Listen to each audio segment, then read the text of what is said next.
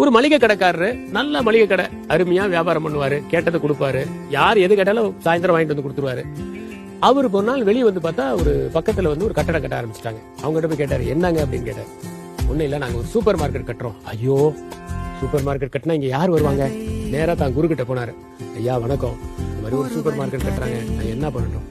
ஒன்னும் பண்ணாத, நாளையில இருந்து கடையை திறந்த உடனே நானும் நல்லா இருக்கணும், அந்த சூப்பர் மார்க்கெட் காரங்களும் நல்லா இருக்கணும்னு வேண்டிக்கப்பா அப்படின்னு. என்னங்க இப்படி சொல்றீங்க? அவங்க நல்லா இருந்தா நான் சொல்றதை கேளுப்பா, போப்பா. போனாரு.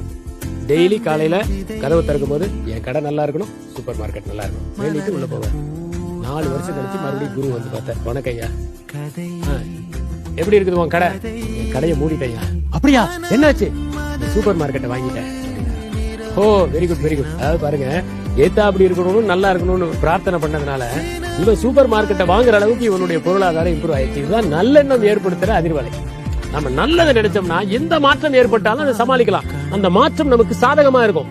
ஆனா நம்ம என்ன நினைக்கிறோம்? நல்லதுக்காக வர மாற்றத்தை கூட ஏத்துக்கிறதுக்கு தயார் இல்லை. மாற்றங்களை ஏமாற்றங்களாக நினைக்காமல் நல்ல மாற்றங்களாக நினைத்து மனை மாற்றமாக எண்ணத்தை பரவ விட்டால் நாம் உயர்ந்த இடத்திற்கு வருவோம் என்பதைத்தான் இந்த சம்பவம் நமக்கு தெளிவுபடுத்துகிறது.